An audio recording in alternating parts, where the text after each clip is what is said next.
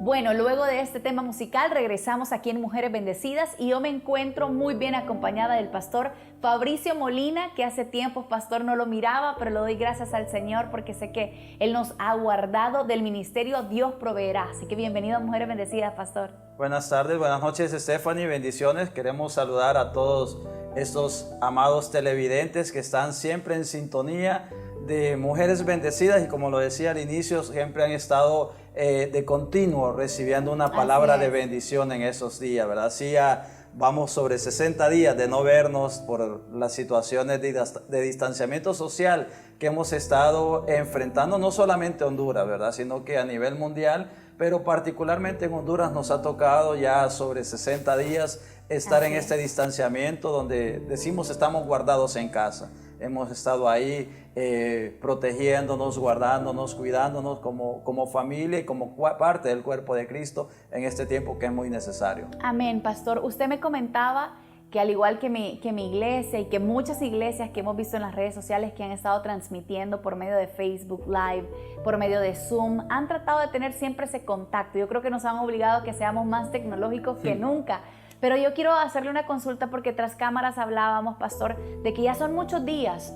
Hemos visto dos lados, ¿verdad? En cuanto a las noticias, en cuanto al pueblo hondureño que dice, bueno, está bien, nos estamos cuidando, nos estamos guardando y qué bueno que los pastores estén cuidando sus congregaciones también.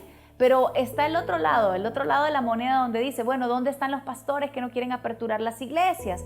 ¿Por qué se están aperturando las salas de belleza? ¿Por qué se están aperturando las barberías? Porque ya incluso en esta semana se reaperturaron las barberías, las salas de belleza, con sumo cuidado, pero hasta el momento no se sabe qué va a pasar con las iglesias. Entonces, sí me gustaría que usted pudiera brindar una palabra acerca de eso. ¿Será realmente bueno, pastor, que sigamos metidos en casa, que nos sigamos contactando por medio de las redes sociales? Pero mi consulta es, ¿será bueno también insistir para que se aperturen los templos ya? Yo creo que es parte de lo que nos ha tocado vivir en esta generación, ¿verdad? Y en este tiempo particular en el cual estamos viviendo. Y como bien lo decía, creo que unos años atrás lo que muchos señalamos y cuestionamos como malo, como las redes sociales, hoy por hoy se han vuelto parte... Ya no son tan satánicas, ¿verdad? Correcto, se han vuelto parte del desarrollo de nuestro ministerio. Y estamos desarrollando el ministerio con las benevolencias que nos presenta la tecnología hoy por hoy. No podemos estar en ese acercamiento con nuestras congregaciones, con nuestros hermanos que sin duda alguna los amamos y extrañamos, ¿verdad? Como lo dice la Escritura, cuán hermoso es habitar los hermanos juntos en armonía. Creo que hoy más que nunca hemos llevado a la vivencia ese texto, porque lo extrañamos como nunca antes el poder compartir. Pero yo reflexiono en un pasaje realmente cuando Jesús le dice al Padre, los que me distes, los guardé y los protegí, solo se me perdió uno, y el que estaba destinado para perdición.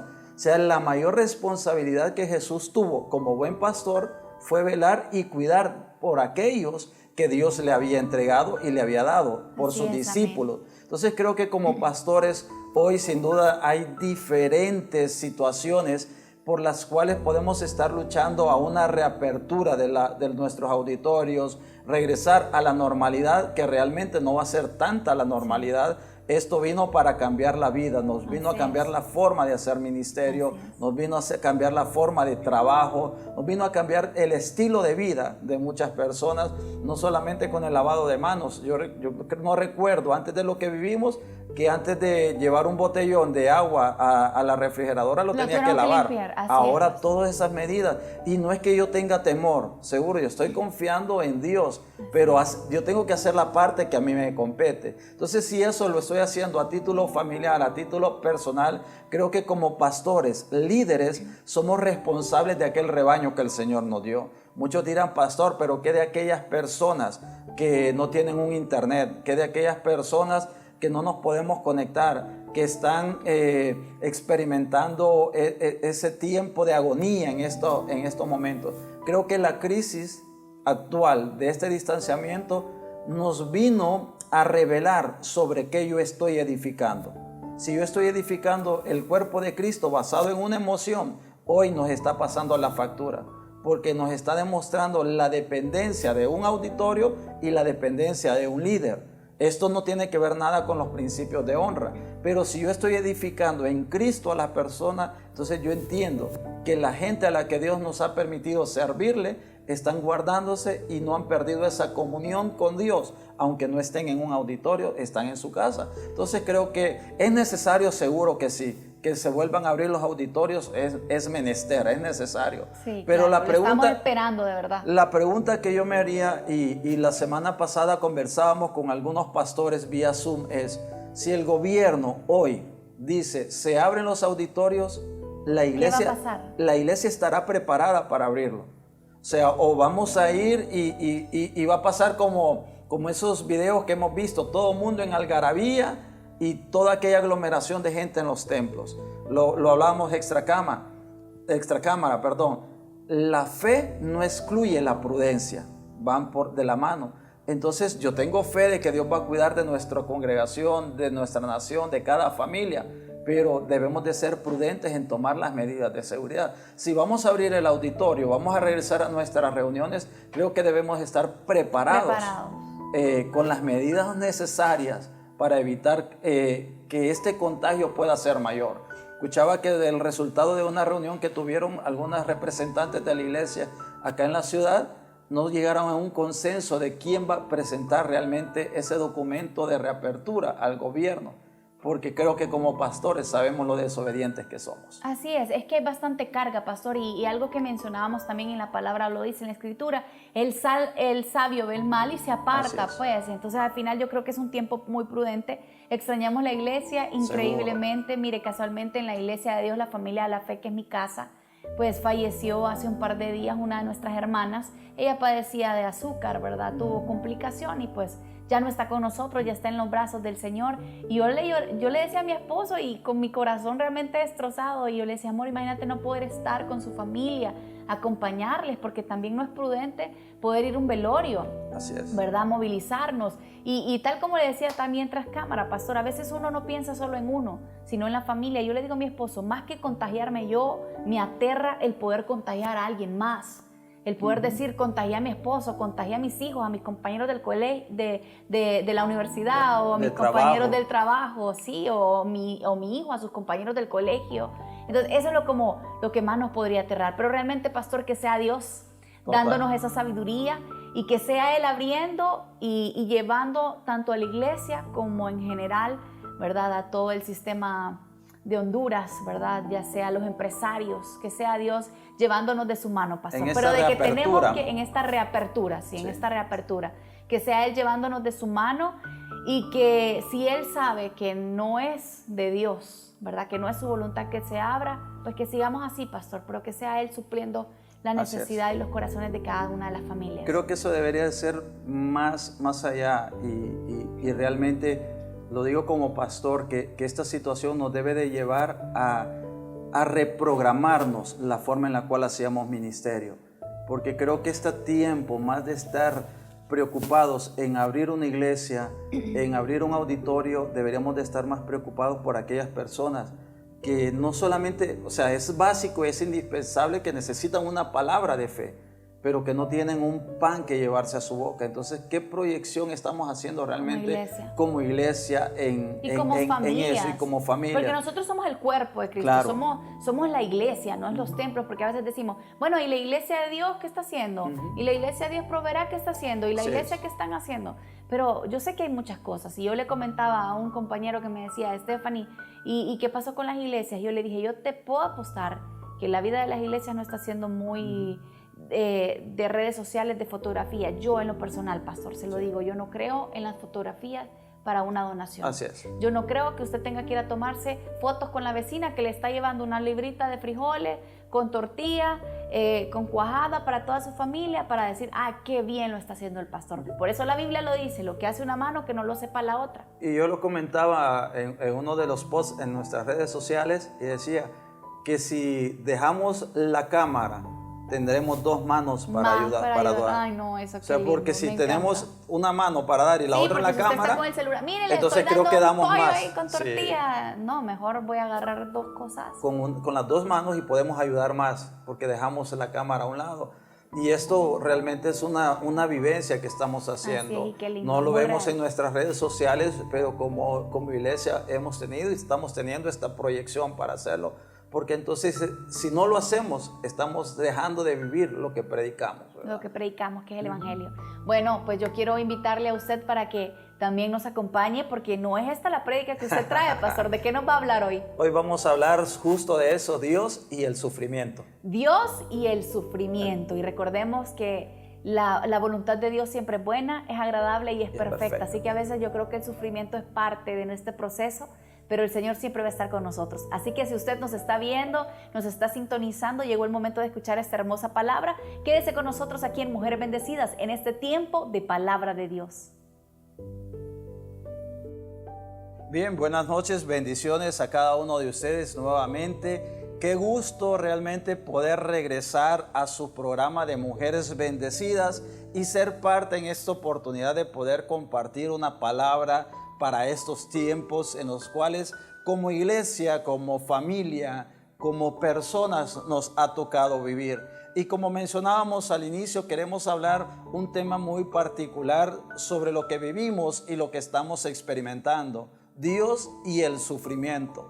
Parece ser que fuera una mezcla no muy compatible en lo que muchas veces hemos aprendido y hemos conocido dentro de nuestras predicaciones, dentro de nuestros mensajes. Pareciese que Dios y el sufrimiento no tienen una relación vinculante el uno con el otro. Pero vamos a ver realmente al considerar algunos aspectos, y me llama mucho la atención que en cierta oportunidad un teólogo protestante de origen alemán llamado Jürgen Moltmann expresó estas palabras: es en el sufrimiento que se levanta la pregunta fundamental de la humanidad acerca de Dios. Escuche la declaración de este teólogo que dijo: es en el sufrimiento que se levanta la pregunta fundamental de la humanidad acerca de Dios. Amada teleaudiencia, ¿cuántos de nosotros en más de una ocasión nos hemos planteado una pregunta? ¿Cuántos de ustedes en más de alguna situación de vida que hemos experimentado y no distante a la realidad que hoy vivimos como humanidad, nos hemos planteado la pregunta: ¿dónde está Dios en medio del sufrimiento? No sé si usted se ha hecho ese interrogante: ¿dónde está Dios en medio de lo que yo estoy pasando? O también esta pregunta: ¿acaso será que Dios se complace en el sufrimiento de la humanidad? Ante esta última interrogante, déjeme decirle un rotundo y completa no. Dios no se complace en el sufrimiento de la humanidad. Lo que a Dios lo complace, dice el libro de Mateo 3:17, y hubo una voz de los cielos que decía: este es mi Hijo amado, en quien yo tengo complacencia. Dios está complacido completamente por la obra de su Hijo Cristo Jesús, por la obra consumada de Él. Eso lo dejó satisfecho y complacido a Dios. Por lo tanto, considerar solamente de que Dios se complace en el sufrimiento de la humanidad es distante a la realidad de la esencia y naturaleza de Dios. Estoy seguro, amado hermano, que también quién de ustedes que en este momento están ahí en su casa, probablemente la provisión alimenticia ha menguado, probablemente no tienen el suficiente alimento para proveer a sus hijos, y dentro de toda esta realidad de sufrimiento en la cual nos enfrentamos, ¿quién de nosotros no se ha plantado y ha considerado querer vivir en un mundo perfecto? ¿Quién de nosotros en medio del sufrimiento y en medio del dolor en más de alguna ocasión no hemos considerado vivir en un mundo perfecto, lejanos del dolor, lejanos de la maldad, alejados del sufrimiento que podamos experimentar por la realidad de nuestras vidas, libre de todo aquello que pueda provocar y causar dolor a cada uno de nosotros? Que esto realmente se nos vuelve más complejo y difícil de explicar cuando consideramos vivir en un mundo alejado del dolor, cuando consideramos vivir en un mundo distante del sufrimiento de la humanidad. Se nos vuelve más complejo, más difícil poder explicar dónde está Dios en medio del sufrimiento. ¿Acaso será que Dios le gusta ver a la humanidad sufrir? ¿Acaso será que Dios le gusta ver que el hombre, que la humanidad se destruye entre sí mismo y se satisfaga en el sufrimiento del ser humano? Sin embargo, amados hermanos, amadas hermanas, nuestra realidad, lo cual nosotros vivimos, se vuelve más difícil de poder comprender. La realidad en la cual nosotros vivimos cada vez se torna un poco más complicado, se torna un poco más difícil de poderlo comprender. ¿Y cuál es esa realidad? Es que a personas buenas, escúcheme bien esto, en nuestra realidad se nos vuelve difícil comprender esto, que a personas buenas le suceden cosas malas, que a personas malas le suceden cosas buenas. Es difícil poder entender entonces, pero ¿cómo es posible que el hermano o el amigo tal le sucedió eso si es buena persona? Eso en nuestra realidad se torna difícil poderlo comprender. Porque a personas buenas le suceden cosas malas y a personas malas le suceden cosas buenas. Eso se vuelve cada vez más difícil de poderlo comprender. Pero si usted y yo hoy logramos asimilar esta realidad, si usted y yo hoy logramos comprender esa realidad de que realmente a personas malas le suceden cosas buenas y que a personas buenas le suceden cosas malas, esto, comprenderlo, nos va a evitar estar buscando una explicación ante las eventualidades de la vida. ¿Por qué a los hijos de Dios les sucede esta enfermedad? Que a los hijos de Dios no les va a tocar una enfermedad, no les va a llegar un momento de escasez, no les va a llegar un momento de sufrimiento, no les va a llegar un momento de dolor, porque este pensamiento lo relacionamos que el sufrimiento siempre está vinculado y asociado a la paga del pecado. Entonces consideramos que las cosas malas deben de ser para los inconversos, que yo no puedo enfermarme porque soy un hijo de Dios, que a mis hijos no les puede pasar nada porque somos hijos de Dios. Sin duda alguna estamos bajo la cobertura y protección de Dios, pero el ser hijos de Dios, amado hermano, por favor escuche bien esto: el ser hijos de Dios no nos hace inmunes al sufrimiento. Yo sé que este mensaje no le gustará a muchos. Yo sé que este mensaje no le satisfacerá las necesidades a muchos. Pero el lograr entender que el sufrimiento no es algo lejano, no es algo ajeno realmente a los hijos de Dios, sino que se forma parte de la escuela de la vida para cada uno de nosotros, entonces nos llegará a poder comprender dónde está Dios en medio del sufrimiento. ¿Por qué Dios permite el sufrimiento? Probablemente yo pueda decir, porque a mí me ha pasado esto. Si soy una buena persona, voy a la iglesia, diezmo, ofrendo, canto alabanzas, canto adoración. ¿Por qué me pasa este sufrimiento? Porque la mentalidad que nos han improntado es de que a los hijos de Dios estamos vacunados o vivimos en una cápsula lejana al sufrimiento. Pero consideremos qué es lo que nos dice la Escritura al respecto. Y vamos a una declaración apostólica sobre ello. Dice el libro de Romanos capítulo 8, verso 18. Y este capítulo habla sobre una gloria futura.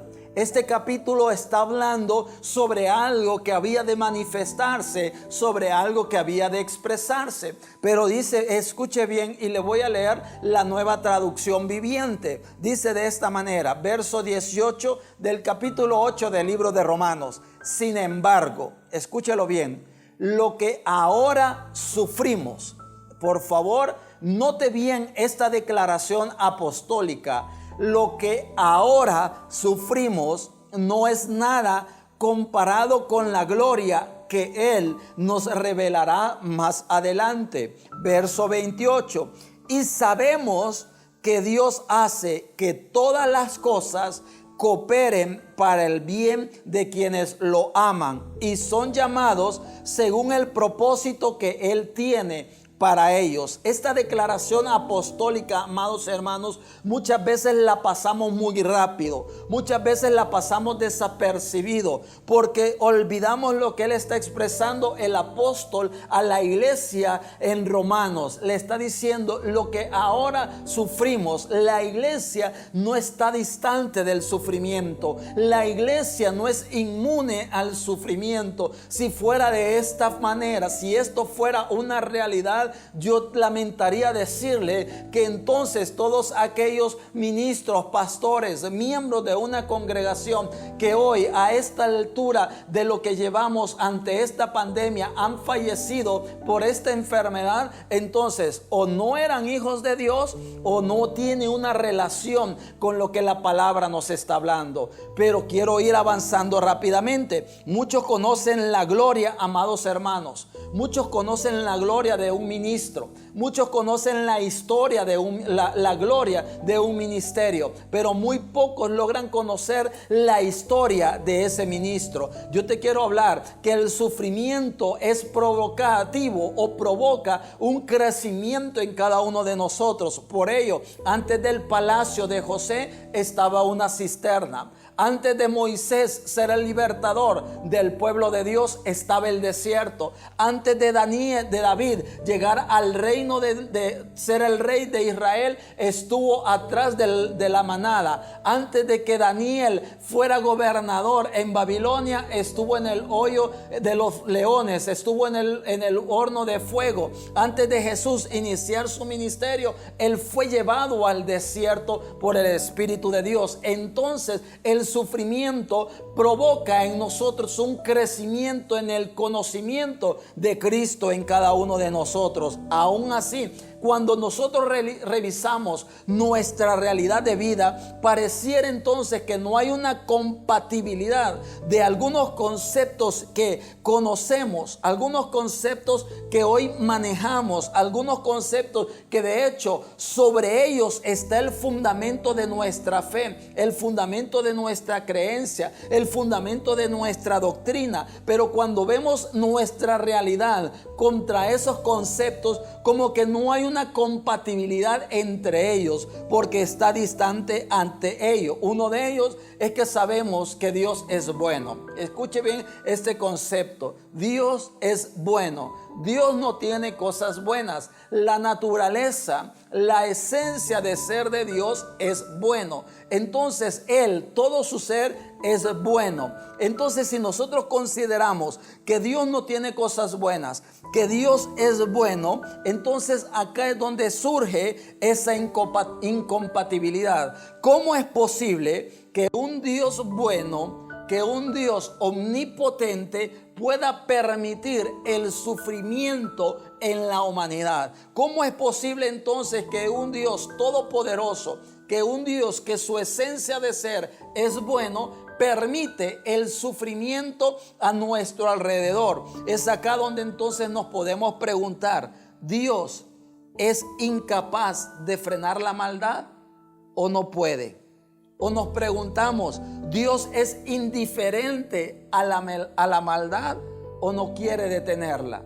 Cuando nos conocemos esto en una forma errónea, alguien en cierta ocasión en su discurso concluyó de esta manera, y se lo leeré textualmente lo que este hombre dijo: si Dios es omnipotente y permite el sufrimiento, entonces no es benevolente, no es un Dios bueno y no es amante. Y si es amante con el mundo entero y permite todo este sufrimiento, entonces no es omnipotente. Dada la realidad de la maldad o la realidad del sufrimiento, no podemos concluir que Dios sea a la vez omnipotente y benevolente. Esta declaración la hace alguien en su discurso considerando su realidad. Dice, no es posible que Dios sea bueno, que Dios sea omnipotente, cuando alrededor nuestro hay tanto dolor, cuando alrededor nuestro hay tanto sufrimiento. ¿Cómo ese Dios que dice ser todopoderoso no es capaz de detener el sufrimiento de la humanidad? Cuando vemos este contexto, podemos decir, ¿cómo es que Dios es un Dios poderoso? Y vemos cuánta gente está muriendo de hambre a nivel mundial. ¿Cómo es que este Dios es bueno y no puede sanar de una enfermedad a tantas personas que hoy en día están falleciendo? Entonces, o no es omnipotente o no es bueno, o no es lo suficientemente bueno para ser un Dios omnipotente. Esa declaración, basado en nuestra realidad, siempre nos llevará a considerar que Dios está limitado. Pero qué interesante, amados hermanos, porque en el libro de Job podemos considerar algo. Job, en el capítulo 31, comienza a él mismo a autodefenderse, dada la situación que él está viviendo, dado el sufrimiento que él estaba pasando y experimentando. Job dice que él hizo pacto con Dios de aún no voltear ni siquiera a ver a una de las vírgenes a su alrededor, y él comienza a describir la integridad con la que él vivía para confrontar su realidad del sufrimiento que estaba viviendo, a tal grado que dice que su enfermedad llegaba hasta sus huesos y esto lo quemaba del calor. Entonces vemos todo un capítulo donde Job comienza a defender su integridad ante el sufrimiento que él vive. De ahí encontramos a tres hombres que lo están exhortando,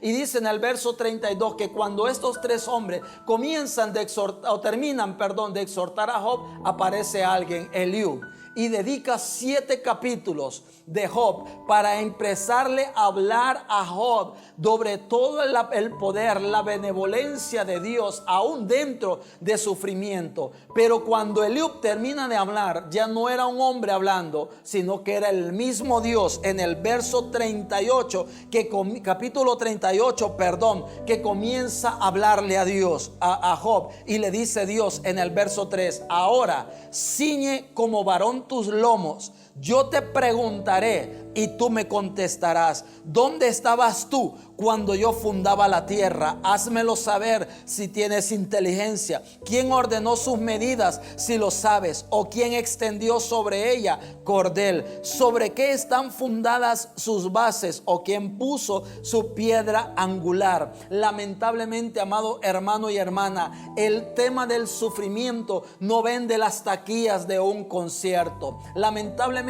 el tema del sufrimiento no vende todas las entradas a su máxima capacidad de la próxima conferencia internacional. Pero permíteme decirte, y no quiero que vayas a decir que ahora es un predicador o un profeta del sufrimiento, porque cuando muchos escuchan la palabra del sufrimiento comienzan a decir: yo reprendo, yo ato en el nombre de Jesús. Pero permíteme decirte que como hijos de Dios debemos de ser entendidos en el sufrimiento, porque cuando esto llegue a la puerta de nuestra casa, entonces estaremos preparados psicológica, emocionalmente y espiritualmente para hacerle frente al sufrimiento. El sufrimiento no proviene de Dios. El sufrimiento pertenece al misterio de la iniquidad a causa de la desobediencia del hombre, a causa que el hombre pecó. El sufrimiento entró en operación en el mundo entero,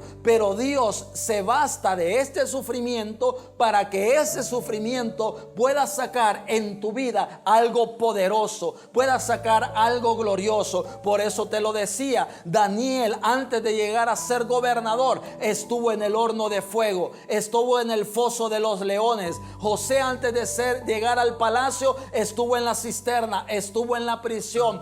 Moisés, antes de llegar a ser libertador, fue alguien que estuvo en el desierto. Por lo tanto, Dios permite decirte que en medio de tu sufrimiento se pueda desarrollar un mayor conocimiento y crecimiento en tu vida del carácter de Cristo. Por ello dijo esta declaración el apóstol al inicio cuando hablaba que esto que ahora sufrimos no es nada comparado con la gloria que Él nos revelará más adelante. El sufrimiento que estás viviendo, el sufrimiento que estás pasando, esta pandemia que probablemente no tienes ni para alimentar a tus hijos, probablemente no tienes ni para pagar los servicios públicos, no tienes ni para pagar tu hogar. Pastor, qué fácil es hablar cuando se tienen todas estas comodidades. Yo quiero decirte que en medio de ese sufrimiento, Dios está obrando en tu vida. Dios está perfeccionando tu carácter. En medio de esa enfermedad,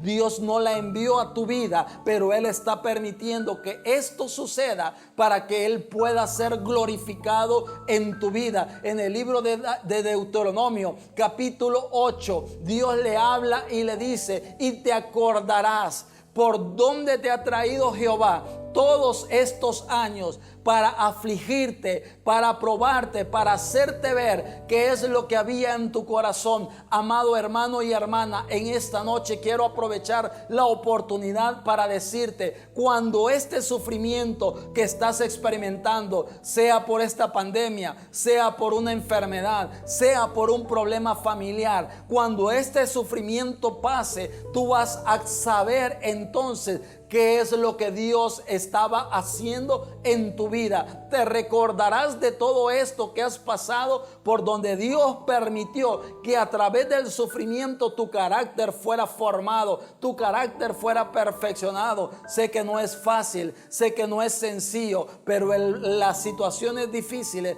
tienen una capacidad, y es sacar lo más poderoso que está dentro de nosotros. El sufrimiento no es enviado por Dios, pero es permitido por Dios, porque sabe que tú lo vas a pasar, porque sabe que tú lo vas a sobreponer, porque Dios no va a permitir sobre tu vida algo que tú no puedas sobrellevar. Dios no va a permitir una situación y circunstancia en mi vida que yo no la pueda sobrellevar. Por lo tanto, lo que hoy vivimos y hoy experimentamos sacará un mayor y eterno peso de gloria en nuestras vidas, y eso es un conocimiento, un entendimiento más claro, más preciso de la obra de Cristo Jesús, un conocimiento más específico de lo que apasionó a los apóstoles del primer siglo, incluso a sacrificar su propia vida con tal de que este evangelio corriera y lo anunciaran a diferentes naciones, diferentes lugares, porque el sufrimiento lo único que producía era una gloria mayor en nuestras vidas, y esa gloria, dice la Escritura: y el Padre de toda sabiduría os dé entendimiento y conocimiento en Él. Que la gloria de Dios que se produzca en cada uno de nosotros, producto del sufrimiento, no serán cosas superficiales, cosas temporales, sino que será un mayor conocimiento de Cristo en nuestras vidas.